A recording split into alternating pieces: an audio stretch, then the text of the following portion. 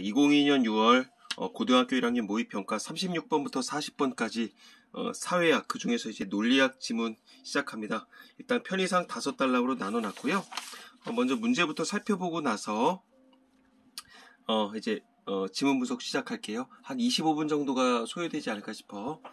자, 가설검정에 대하여 윗글을 통해 답을 찾을 수 없는 질문은, 자, 가설검정 1단락에 박스가 쳐져 있고요.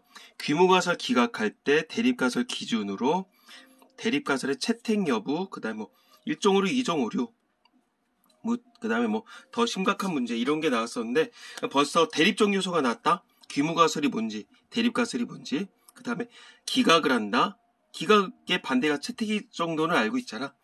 이런 것들이 나오나 봐. 우리는 아무것도 이것에 대한 배경 지식이 없다는 전제 조건으로 지문을 하는 거야. 그 다음에 2번. 윗글의 내용과 일치하는 것은 귀무가설이 기각되면, 이거 1번 문제에서도 있었죠. 그 다음에 판결에서 대립가설의 기각 여부. 누가 판단하냐. 그 다음 귀무가설은 대립가설 채택될 때 귀무가설 참과 거짓, 신약 개발, 사례 적용 그런 게 나오나 보지. 자, 그 다음에 38번. A부터 D에 대한 설명을 적절하지 않은 것은, 자, 실제 상황과 항상 이런 거 나오면 가로축과 세로축의 관계성을 먼저 보라 그랬었잖아. 그리고 이런 그래프는 우리에게 주어지는 어마어마한 힌트 요소가 될 것이다. 그 정도는 먼저 보고가 될 것 같아. 자, 실제 상황은 귀무가설 참, 귀무가설 거짓이고, 의사결정에서도 귀무가설 기각 못함, 귀무가설 기각함. 요 4가지 케이스에 대해서 본문에 설명이 나오나 보지? 이걸 계속 써먹읍시다. 그 다음에 기억에 대한 설명을 적절한 것은, 기억이 어디 있었냐면 앞페이지 5단락의 맨 아래쪽에 있다. 이게 유의 수준이래. 혹시나 위치 나중에 놓칠까봐 형광 체크를 해놨고, 그 다음에 6번 마지막. A부터 E와 바꿔쓰기에 적절하지 않은 것은 어떤 맥락상의 의미를 찾는 건데, 보통은 그런 거 나오잖아. A, E의 뜻과 유사한 것에 대해서 여기에 어떤 여러 가지 문장들을 주는데, 이건 5개의 단어가 문장 내에서 어떤 식으로 쓰여졌느냐, 그걸 물어보는 것 같아요. 자, 이제 본문으로 출발해볼까? 어떤 제약회사에서 특정한 병에 효과가 있는 새로운 약을 만들고 있다고 가정해보자. 신약 개발은 엄청난 자본이 들어가는 일이기 때문에 경영자는 신중하게 판단을 해야 되겠지. 경영자는 신약이 효과가 있다는 것을 확인하기 위해, 그치, 팔아야 되니까 가설검정의 방법을 사용할 수 있다. 가설검정은 뭐야? 가설이 뭔지도 얘기를 안 해줘. 가설검정이래네. 가설검정은 모순된 관계에 있는 2개의 가설을 세우고 실험을 통해 얻은 통계 자료로 가설의 참 또는 거짓을 판단하는 것이다. 자, 가설검정의 개념에 대해서 얘기했어. 일단은 모순된 관계에 있는 2개의 가설을 세운대. 왜 모순일까? 하나를 선택하면 하나는 무시해야 되겠지. 그러니까 결국 하나를 채택하면 하나는 기각을 해야 되겠지. 그 얘기겠고, 어떤 통계를 통해서, 실험을 통해서 통계 자료를 얻고 그것이 참이냐 거짓이냐 판단한대. 가설검정을 위해 경영자는 신약의 효과가 있다와 신약의 효과가 없다라는 가설을 설정한다. 이 2가지 관계, 모순관계라고 나왔고, 그 다음에 전자는 판단한 이가 주장하려는 가설로 대립가설이라 하고, 후자는 주장하고 싶은 내용과 반대되는 가설인 귀무가설이라고 한다. 즉, 여기서는 뭐야? 요게 전자겠지? 전자, 후자. 앞에 거, 뒤에 거. 그래서 요 앞에 거, 신약의 효과가 있다는 판단한 이가 주장하려는 가설. 여기서 판단하는 사람 누구야? 결국 여기서는 경영자 입장이라고 보면 되겠지. 내가 약을 출시하고 나서, 야, 이 약 효과가 있어. 이 약 효과가 있어. 이렇게 주장하는 거겠지. 그래서 대립가설이라고 하는데, 대립가설은 그러면 이렇게 볼 수 있지 않을까? 가설과 대립된다? 이 정도로 설명할 수 있는 거 아니야? 그리고 뒤에 거, 신약 효과가 없다라고 하는 것은 이 양반이 주장하고 싶은 것과 반대되는 가설이다. 귀무가설. 야, 한자 이 정도는 알 수 있지 않을까? 돌아갈 귀자에 없을 무자야. 그리고 결국 돌아감이 없다잖아. 그러면 결국 뭐야? 돌아감이 없다는 얘기는 돌아갈 일이 없다. 즉, 기각 가능성이 높다. 이런 거겠지. 그러니까는 애시장초부터 귀무가설은 굳이 얘기를 하자면 통계학에 나오는 건데, 이제 처음부터 버릴 것 예상하는 가설이다. 이렇게 적어놓으면 될 것 같아. 처음부터 애시당초 버릴 것을 예상하는 가설이다. 그냥 우리 친구들의 입장에서 얘기를 해보면 이런 거겠지. 흡연과 음주는 청소년 건강과 학습에 영향을 미친다. 이런 가설이라고 해보자. 그러면 대립가설은 뭐겠어? 흡연과 음주는 청소년의 건강과 학습에 영향을 미친다겠지.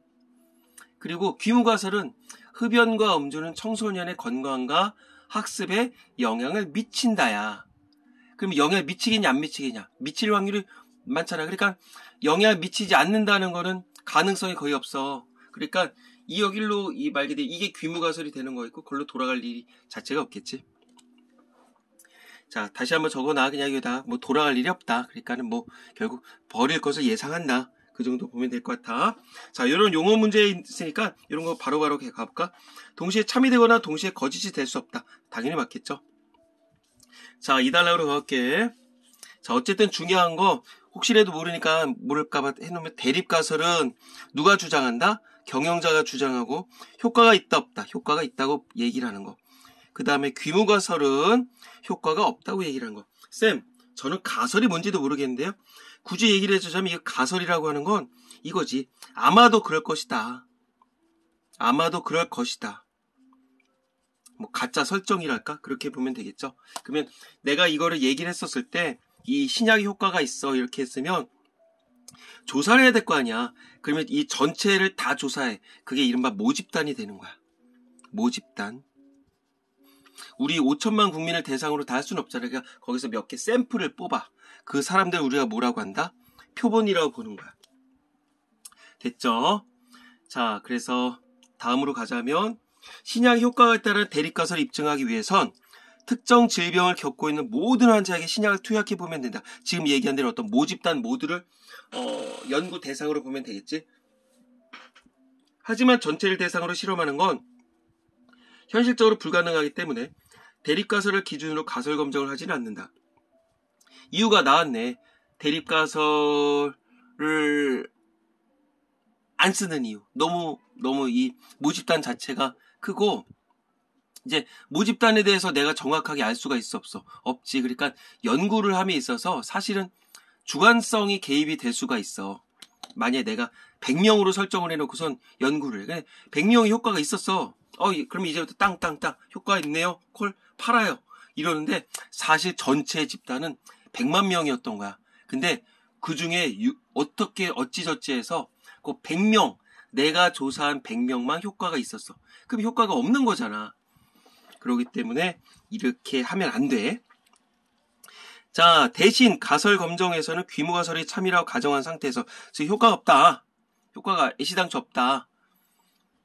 는 가정 상태에서 일부 환자에게 투약을 해서 얻은 자료를 바탕으로 확률에 근거해서 귀무가설의 기각 여부를 결정한다. 귀무가설을 기각한다면 결국 뭐야? 굳이 이제 이 쌍방향으로 간다면 귀무가설을 기각한다는 얘기는 대립가설을 채택한다는 얘기겠지? 그러면 될 것 같아. 자, 그러니까 결국 다시 한번 이게 이 용어만 잘 설정하면 우리 친구도 어렵지 않아. 자, 애시당초부터 버릴 것을 예상한다. 또 적어줄게 아예 또. 버릴 것을 예상하는 가설. 그 다음에 누구에게든지 공공연히 받아들여지는 가설. 이거 우리가 귀무가설이라고 한다 해서 이 정도 보면 될 것 같지. 그리고 아무것도 없다 이렇게 생각하는 거. 자, 가볼게. 신약 효과가 없다는 귀무가설 아래에서 투약을 했는데 관찰한 결과 병이 호전된 경우가 많았다 치자. 그러면 귀무가설을 채택을 해야 돼? 귀무가설을 기각을 해야 돼? 당연히 귀무가설을 기각해야 되겠지? B번 있으니까 바로 실시간에 이용해볼까? 귀무가설과 어긋났다. 맞네. 귀무가설에 어긋나는 거니까 귀무가설을 기각한다는 얘기겠지? 요건 기각이겠고 당연히 맞겠고.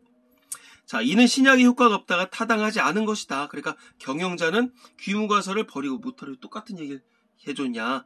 귀무가설을 버리고 대립가설을 채택하면 된다. 자, 하나 빼기 하나네. 이거 고스란히 나왔네.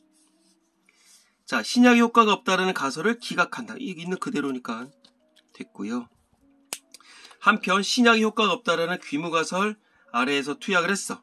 관찰 결과 병이 낫지 않은 경우가 더 많았어. 당연히 귀무가설을 인정해야지. 내가 가설 설정한 대로 결과가 나왔으니까.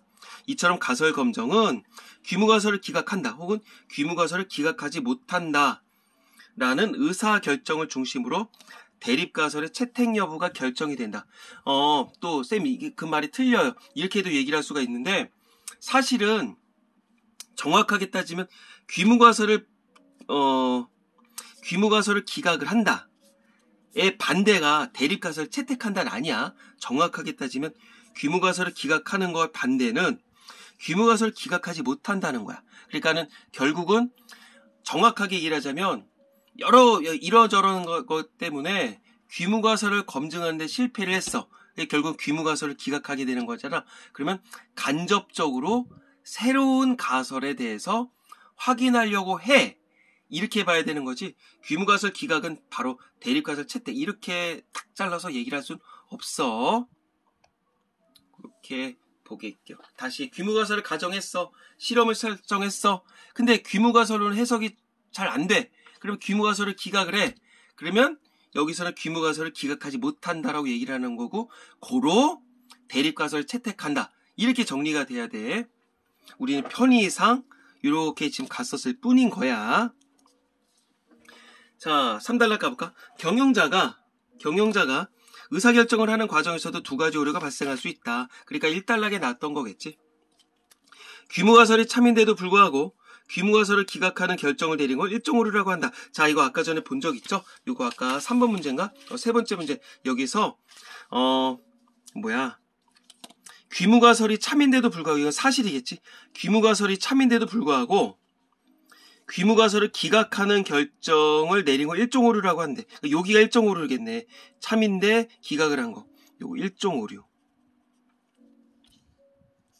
그리고 앞선 예에서 실제로 약효가 없는데도 약효가 있다고 판단하는 것이다. 자, 귀무가설이 참이라는 건 앞에 의해서 약효가 없다고 했었던 거지. 근데 그거를 기각을 하게 되는 거니까 약효가 있다고 판단하는 것. 자, 요거 해볼게. 실제로는 약효가 없어. 약효가 없지만 효과가 있다고 판정. 그리고 귀무가설이 참이 아닌데 귀무가설을 기각하지 못한 결정을 내린 걸 이종 오류라고 한다. 귀무가설이 참이 아니야. 그럼 이쪽이겠지. 근데 귀무가설을 기각하지 못했어. 귀무가설 기각 못했으니까 여기가 이종 오류네. 이종 오류. 됐지. 실제는 약효가 있지만 약효가 없다고 판단하는 것. 자, 여기도 적어줘. 굳이. 약효는 있다 없다. 약효는 있다. 그러니까 이쪽 라인은 다 약효가 있다고 보는 거였지. 이쪽 라인. 근데 어떻게 판단한다? 효과 없다고 판단하는 것. 뭐 글씨 안 보인다가 필요 없겠지. 지금 얘기를 해주고 있으니까. 자, 이러한 오류는 판결에서 나타날 수 있다. 증거에 피고인은 유죄이다라는 대립가설이 채택되기 전까진 뭐를 인정한다? 피고인은 무죄라고 가정한다. 우리가 이거 뭐라 그래? 우리 뭐 중학교 때 배웠던 것 중에 뭐 무죄 추정의 원칙이라고 얘기를 하겠지? 결국은 유죄로 판결이 확정되기까지는 무죄로 추정을 한다. 그렇게 보면 되겠죠. 자, 증거에 의해서 피고인의 유죄라는 대립가설이 채택되기 전까지는 피고인은 무죄라고 가정을 합니다. 자, 피고인은 무죄라고 가정을 합니다. 그러니까 결국 피고인은 무죄라고 가정을 한다. 이거는 무죄로 추정을 한다는 거니까 귀무가설이 기각되지 않은 상태라고 해야 되겠네. 그치? 귀무가설이 기각되지 않은 상태야.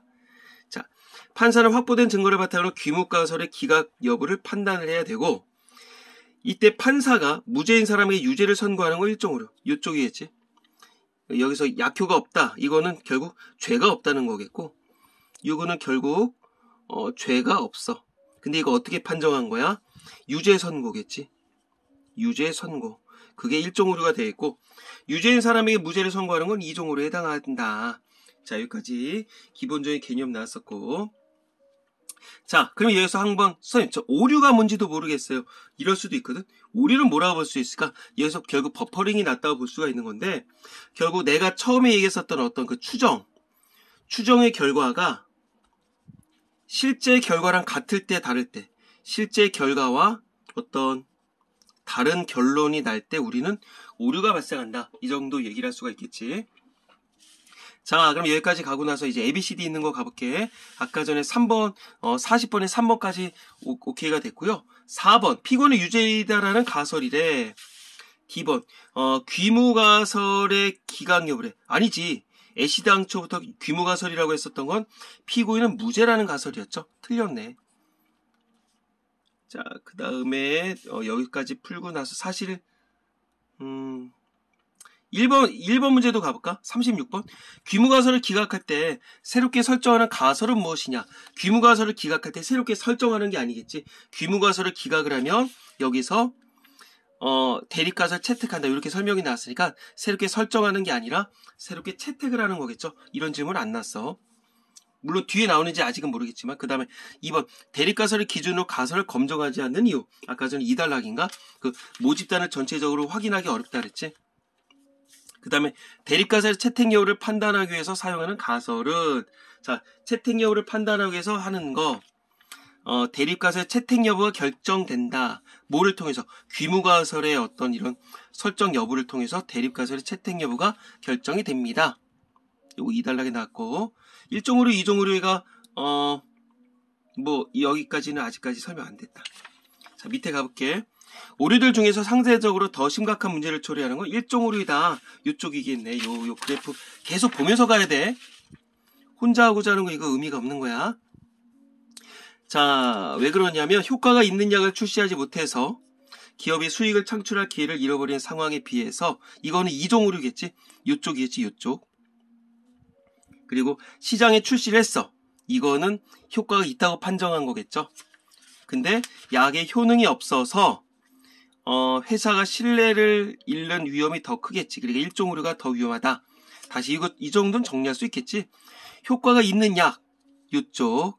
근데 출시를 못해. 왜? 효과가 없다고 판정을 내렸기 때문에. 그러면 이쪽에서는 어떤 문제점이 발생하는 거야? 어떤 수익 창출의 문제가 발생하는 거고 이쪽에서는 시장에 출시를 했어. 약이 효과가 있다고 인정한 거니까. 근데 약의 효능이 없어. 그럼 여기서는 신뢰를 잃게 되는 거겠지. 그러니까 결국 여기서는 신뢰를 수익보다 더 중요시 여겼다. 이렇게 보면 되겠죠. 또한 죄가 있는데 무죄 판결을 내리는 것보다 요건 2종 오류겠지. 2종. 그 다음에 결백한 사람에게 즉 무죄인 사람에게 유죄 판결을 내리는 것이 더 심각한 문제이다. 이 사람의 어떤 인권을 무시하게 되는 거니까. 그런데 두 가지 오류를 동시에 줄일 수는 없어. 한쪽 오류를 줄이면 그만큼 반대쪽 오류는 늘어나기 때문이다. 아, 하나 빼기 하나인가 봐. 이게 줄이면 당연히 이게 늘고 이게 늘면 이게 줄어드나 봐. 아니 이게 줄면 또 이게 늘어나나 봐. 위에 고스란히 설명 나왔으니까 출제 요소가 될 거야. 만약 경영자가 약의 효능과는 무관하게 일단은 약을 출시하기로 결정을 했다. 일단은 약을 출시를 한다면 이쪽이겠냐 이쪽이겠냐 어떤 거야. 약을 출시를 한다는 얘기는 이쪽에선 귀무가설이 거짓이었으니까 요 세로 축에서 야 이쪽이다. 이쪽은 귀무가설이 참이니까 이쪽은 약의 효과가 없다고 판정하는 거겠지. 그치? 근데 약을 채택을 한다. 약을 채택을 하고 판매를 시작했다는 얘기는 결국은 귀무가설을 무시하고선 말 그대로 판매를 하게 되는 거니까 이쪽이라고 보면 되겠지. 요쪽, 요 가로축에 귀무가설 기각 라인이라고 보면 되겠지. 경영자가 약의 효능과는 무관하게 일단은 약을 출시할 결정했다면 2종 오류는 배제할 수 있지만 그만큼 1종 오류는 늘어나게 된다. 그치? 요쪽이겠지. 요 아래쪽이 보다 약을 출시하는 거. 이쪽은 그럼 뭐야? 이쪽은 실제로는 약을 출시 않는 거겠지. 출시 않는 거. 근데 이쪽은 뭐야? 약의 효과가 없다. 이쪽은 뭐야? 약의 효과가 있다. 내가 왜 이걸 얘기를 해주냐면 결국은 우리 친구들 호기심 많은 친구는 얘기를 할 거야. 이거 두 가지 오리면 이거 두 가지는 오케이네요. 올바른 판단이라고 할 수가 있겠네요. 그렇지. 귀무가설이 진짜로 맞는데 귀무가설을 기각을 안 했어. 즉 귀무가설 채택했다는 거 아니야. 아 그러니까 당연히 맞지. 그러니까 결국은 이것도 올바르고 이것도 올바른 거야. 이 두 가지. 아이고. 두 가지가 올바른 설정인데, 그러면 또 이런 거 물어볼 수가 있어. 그러면 두 가지는 어떻게 달라요? 물을 수도 있거든. 이거는 뭘까? 귀무가설이 참이야. 효과가 없다고 하는 게 참이야. 그러니까 주장에는 변화가 없는 거야. 여기다 적어놓게. 이건 주장엔 변화가 없어. 변화가 없어. 애시당초 그냥 아무것도 없다고 판정을 한 거야. 그러면 이거는 뭘까? 이거. 귀무가설이 거짓이야. 즉, 이 입장에서는 약의 효과가 있다고 얘기를 하는 거지. 그러니까 귀무가설을 기각해. 그러니까 나는 효과의 약을 팔아. 그래 결국 요 D의 입장은 누가 주장하는 걸까? 그치. 이 사람이 원하는 것. 결국 경영자의 입장에서 판정을 한 거라 볼 수가 있겠지. 그 정도 구분할 수 있겠죠. 자, 그러면 뒤에 이야기를 가볼게. 자, 따라서 가설검정 과정에서 일종 오류가 발생할 확률의 최대 허용 범위인 유의 수준을 가급적 낮게 정한다. 쌤, 아직도 이해가 안 되는데요.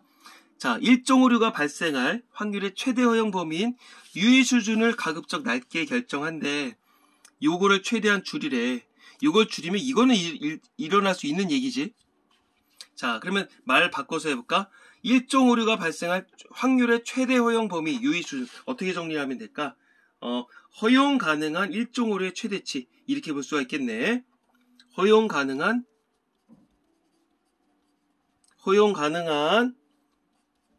일종 오류의 최대치 라고 볼 수가 있겠고, 한쪽 오류 줄이면 한쪽 오류는 늘어난다. 그러니까 결국은 오류는 무조건 있을 수밖에 없다. 이렇게 정도도 정리할 수가 있겠고. 자, 이거 아니구나. 양변으로 했어.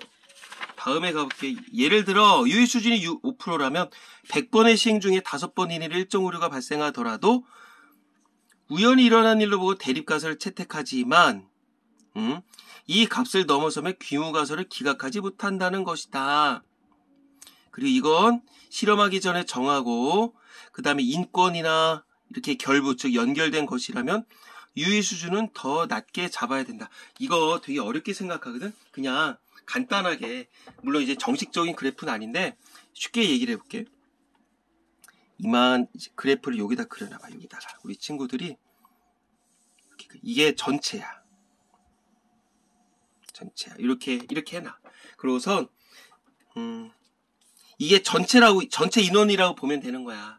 그러면 이 경영자 입장에서 가볼게. 이게 전체 인원이라 봤을 때 약을 판매를 하면서 이거 약은 효과가 있어.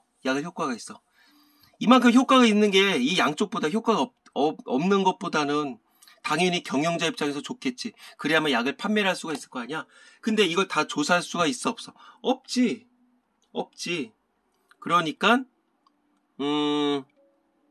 그러니까 옆에 것들을 조사하는 게 더 가능한 거겠지. 그러니까 결국은 정리해보면 이렇게 볼 수가 있어. 여기를 채택을 하게 된다. 그러니까 여기는 이제 귀무가설이라고 보면 돼. 왜? 아무것도 없다고 판정을 한 거니까. 그리고 여기 옆에 있는 거 있잖아.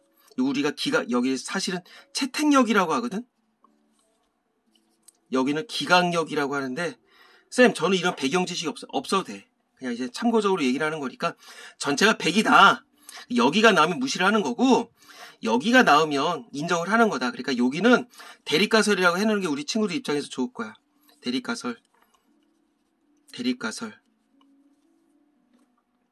그러면 정리를 해볼게. 요거는 둘로 똑같은 거니까 이거 전체를 1이라고 했었으면 요거는 1에서 알파를 빼면 되겠지. 여기를 알파라고 얘기를 해놓은 거야. 편의상 공식적인 그래프는 아니야. 그럼 여기는 2분의 알파겠지. 그리고 여기는 2분의 알파라고 볼 수가 있겠지. 요거 합하면 알파가 되고, 알파에서 1에서 알파를 빼면 전체가 되는 거니까. 그러면 이거 전체를 조사하는 게 낫겠냐? 없다고 무시하고 해서 여기 조사를 하는 게 낫겠냐? 당연히 여기를 조사를 하는 게 낫겠지. 그렇게 그림을 그려놓으면 우리 친구들이 좀 편할 것 같아. 그래서 여기가 즉 유의 수준이다. 이렇게 판가름을 하는 게 좋을 것 같아. 그러니까 여기는 약의 효과가 없는 거야. 없다고 믿는 거겠고, 여기는 약의 효과가 있다고 믿는 거겠지. 그러면 정리해보면 맞다? 자, 유의 수준이 5%야. 만약에 이걸 5%라고 치자. 여기 5%. 이쪽 없다 치고. 5%라 치고선, 시행 중에서 한 번, 5번 중에서, 아니, 100번 중에서 한 번이 나타나면 뭐 1.5류, 아니, 뭐야. 오프라는 100번의 시행 중에서 5번 이내로 1.5류가 발생을 하더라도 우연히 일어난 일로 보고서 대립가설을 채택을 해. 여기를 채택을 했어.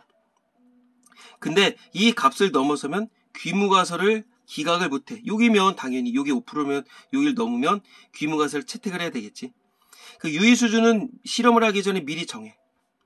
그리고 사람의 생명이나 인권과 결부된 것. 말 그대로 요게 이만큼이라 쳐봐. 그럼 위험 요소가 더 많아질 거 아니야. 그러니까 그런 것들은 더 요 가능성. 이 약을 먹으면 위험해. 이 약을 먹으면 어떤 효과가 발생할지 몰라. 그럴 경우에는 이걸 더 줄여야 된다는 얘기겠지. 그렇게 보면 우리 친구들이 좀 이해가 쉽지 않을까 싶어요. 자, 가볼게. 1번부터 가볼까? 아까 36번은 풀었었고요. 요거 1종으로 2종으로 함께 줄일 수 없는 이유. 하나 빼면 더 하나는 늘어난다 그랬지? 여기 아까 4문단에 나왔고요. 그 다음에 1종으로 2종으로 더 심각한 문제 일어나는 거 아까 전에 뭐였다? 1종으로였다. 요거 4문단 나왔고 답은 쉽게 구할 수가 있겠고요. 다음에 가볼까? 귀무가설이 기각되면 대립가설 채택이 되는 거지. 그 다음에 판결에서 대립가설이 기각 여부를 피고인이 판단은 아니죠. 어디서 판단해? 뭐 아까 전에 판단에서는 판사가 판단한다며 여기서 판사가 어쩌고저쩌고 해서 판단한다 그랬으니까 이건 틀렸고 그 다음에 귀무가설은 대립가설이 채택될 때 받아들여진다. 아니 대립가설이 채택이 되는데 귀무가설이 왜 받아들여져? 아니죠. 귀무가설은 참과 거짓을 알기 전까지는 거짓으로 간주한다. 아니지. 귀무가설은 참과 거짓을 알기 전까지는 이거 아까 이 문단에 놨던 것 같은데 참으로 가정했다 이렇게 했었지. 이 문단. 그 다음에 신약 개발하는 경영자가 채택하고 싶은 것은 대립가설이다. 왜? 약의 효과가 있다고 판정하는 거니까 그 중에서도 이쪽이라고 보면 될 것 같아. 자, 그러면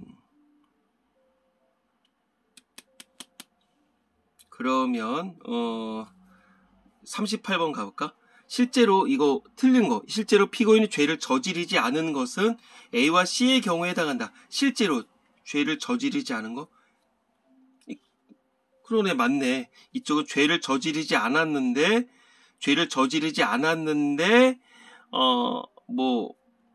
여기는 귀무가설이 참이다. 그치? 죄를 저지르지 않았다. 이쪽이다. 맞고. 내가 보복되네. 그 다음에 2번 경영자가 신약의 효과가 없다고 판단한 건 A와 B의 경우다. 판단한 거 이거는 실제 상황이 아니라 의사결정한 거겠지. 그러니까 A와 B 맞네. 그 다음에 A와 D는 피고인에 대해 판사가 내린 판결에 오류가 발생하지 않은 경우다. 그러니까는 이거는 어떤 검정력이 높다 이렇게 볼 수가 있어. 맞고요. 그 다음에 4번 법원이 B를 줄이면 실제로 죄를 저지른 피고인을 무죄로 판결해서 맞긴 하죠. 이거는 약효가 있는 거 약효가 없다고 판정한 거고 죄를 저지른 사람은 무죄 판결한 거니까 사회로 돌려보내는 수가 늘어나게 볼 수도 있지만 이게 줄면 이 C가 늘어난다 그랬지. 이렇게 단정 지을 수는 없어. 그 다음에 제약회사 C를 줄이려는 이유는 C가 뭐야? 1.5를 줄이려는 이유는 약의 효능이 없어서 시장에서 신뢰를 잃는 상황이 더 심각하기 때문이다. 요쪽은 아까 전에 뭐였어? 어떤 그 수익을 줄이는 거였었고 요쪽에서는 어떤 신뢰를 잃는 거였지. 그러니까 5번도 맞겠죠. 다음에 기억에 대한 유의 수준. 인권과 관련할수록 값을 크게 설정하면 안 됐지. 그 다음에 귀무가설의 참일 확률과 거짓 확률의 차이를 의미한다. 아니지. 여기서의 어떤 참과 거짓의 판결은 아니고 이렇게 그림을 그려놓으면 될 것 같아. 그 다음에 값을 낮게 정할수록 대립가설을 채택할 확률이 낮아지지. 그치? 요거를 낮게 설정해서 특히나 어떤 인권이라든가 생명과 직결됐을 때는 3번 맞네. 그 다음에 실험이 이루어진 후에 자료를 분석할 때 결정한다. 아니죠. 미리 설정하라 그랬지. 그 다음에 가설을 판단할 때 사용할 때 뭔 소리야. 그럼 필요 없겠고. 그 다음에 40번 문제는 답을 구했지만 마지막 5번이 뭐야? 알파벳 2가 뭐니? 여기서 두 가지 1종으로 2종으로 맞네. 됐고요. 답은 어렵지 않게 구했었는데 아마 유의 수준이라는 거에서 우리 친구는 약간 헷갈렸을 것 같아. 그래서 내 나름대로 이렇게 그래프를 그린 거거든. 그러니까 참 잘 써먹어 봐요. 귀무가설의 개념, 그 다음에 이와 반대되는 어떤 대립가설의 개념, 그 다음에 이거를 내신 시험에서는 사례 적용 문제로 낼 거야. 그거 잘 보시고 A와 D가 어떻게 다른지 그런 걸 좀 유념하시고요. 강의 끝나면 다시 한번 정리를 해보시고 모르는 거 바로바로 이제 뭐 댓글이라든가 아니면 문자로 물어주세요. 수고했습니다.